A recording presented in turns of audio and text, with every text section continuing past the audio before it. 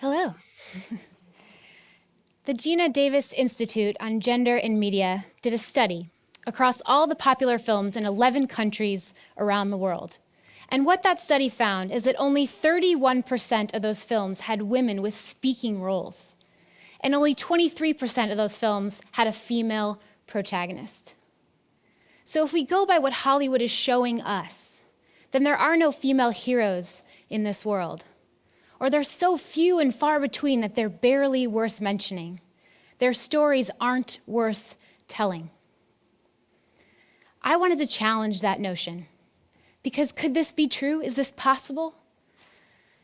I wanted to do something about it, so I teamed up with a group of all-female filmmakers, and we set off across America to take a road trip in pursuit of these female heroes. We were making a documentary.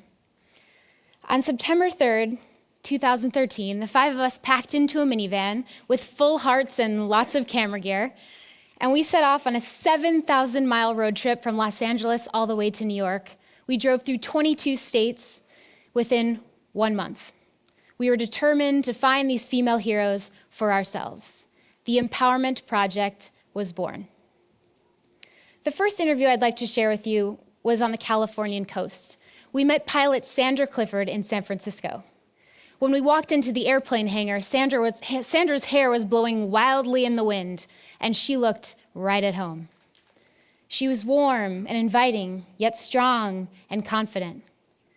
We strapped into a tiny Cessna plane, and she took us on a flight over the Golden Gate Bridge. She turned back to us and said, "I hope this changes your life the way it did mine." When Sandra was growing up, she was 18 years old. Her father gave her a 1-hour birthday gift, which was a flying lesson, and she flew over the Golden Gate Bridge, which changed her life. From that moment on, she knew she wanted to be an aviator. She studied hard in school, she graduated at the top of her class, and when it came time to apply for jobs, she sat down with the head of a major airline who told her, "Sandra, off the record, we don't hire women." I wonder, how many people, men or women, would have stopped their dream right there in its tracks when they met that kind of resistance? Within a few years, Sandra met passionate people who valued her skill set, and she became a corporate airline pilot while also mentoring many up-and-coming pilots along the way. In 1998, Sandra co-founded Women in Aviation, which helps provide scholarships to women that are working towards becoming aviators.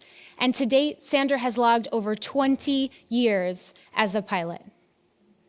True passion does not recognize resistance. In Denver, Colorado, we had the pleasure of interviewing chef and restaurant owner Mary Nguyen. When we walked into her space, we were setting up our camera gear, and she entered the room. She shook my hand, and I got it. There wasn't just warmth there. By the time Mary was 25, she had it all. She had the corner office, she was wearing 3-piece suits every day, she was working as an investment banker, but she didn't feel fulfilled. Despite her parents' disapproval, she quit her job to start pursuing her dream of one day opening her own restaurant. She started her own catering company and began working at a sushi restaurant where she was the only woman employed there. One day, her boss came up to her and said, "Mary, some of the staff think that you let your period affect you too much. You can be harsh at times." Mary, having heard this in some form before, knew what that code meant. This wasn't about her period at all. So she looked him right in the eye and she said, "Here's the way I see it. If someone's going to be doing a bad job, I'm going to call them out on it and let them know that they're doing a bad job. And I think that you and everyone else are taking this completely out of context because I'm a woman." Not long after, Mary left that job and opened her own restaurant. Today, Mary has 2 successful and delicious restaurants in the Denver area, and she never went to culinary school. Who said feminine can't be fierce? This is a photo of the first woman to become a 4-star admiral in the United States Navy. We had the pleasure, the honor of meeting Michelle Howard in Arlington, Virginia. When she entered the room, we all fell silent. She was this 5-foot-tall lioness that came in to greet us. And although our journey had been light and uplifting and inspiring up to this point, walking through the Arlington National Cemetery with Admiral Michelle Howard was a profound and moving experience. When Michelle was growing up, she dreamed of joining the Navy, but women were not yet allowed to serve. When she turned 18, it just so happened to coincide with when that law changed, so she signed up. She attended the U.S. Service Academy and soon after was deployed. She spoke about how men were not exactly ready to serve alongside women at that time and all the difficulties that presented. But over time, she worked her way up to commanding a naval ship. The deepness of that responsibility stayed with her every day while she was in command.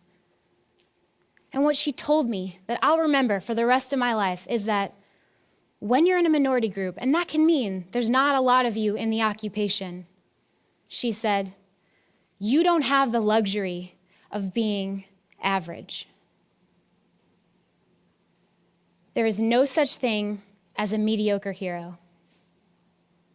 Now, these are just 3 of the interviews that we conducted during our road trip. There was the first female brewmaster in Portland. There was a congresswoman in DC, an architect in Chicago, an athlete, a ballerina, you name it, we covered it. Within 1 month, we found 17 extraordinary female heroes. So I'm not sure where Hollywood is looking exactly, but we found them pretty fast.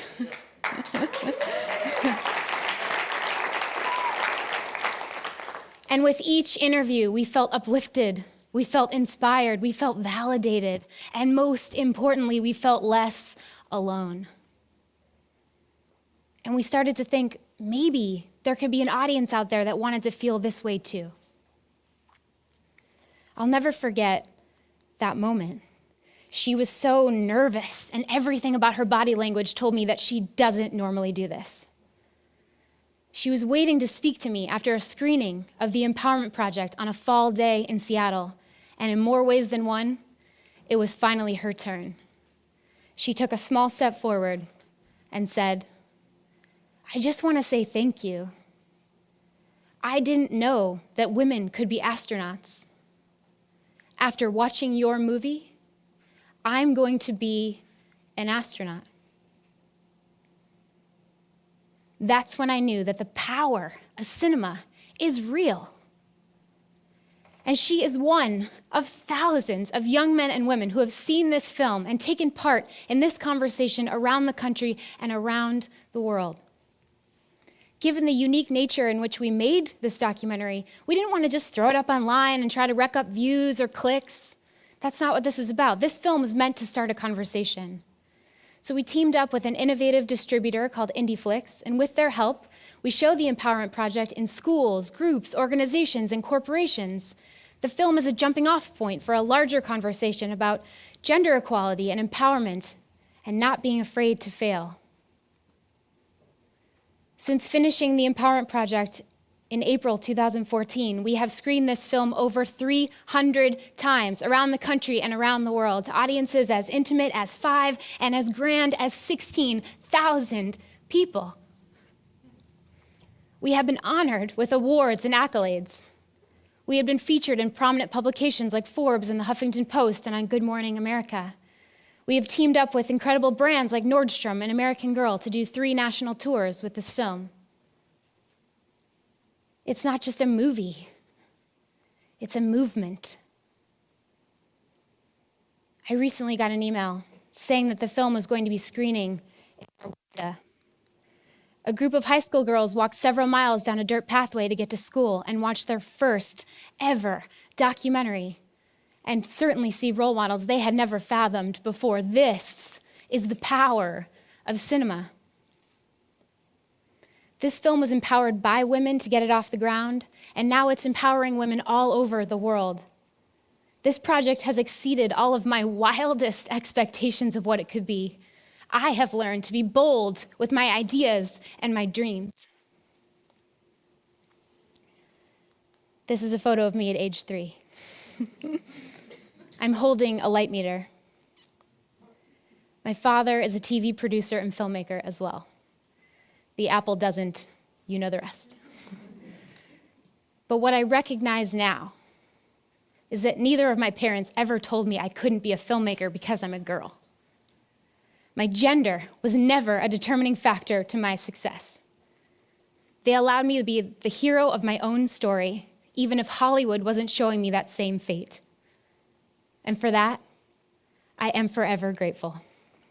Thank you.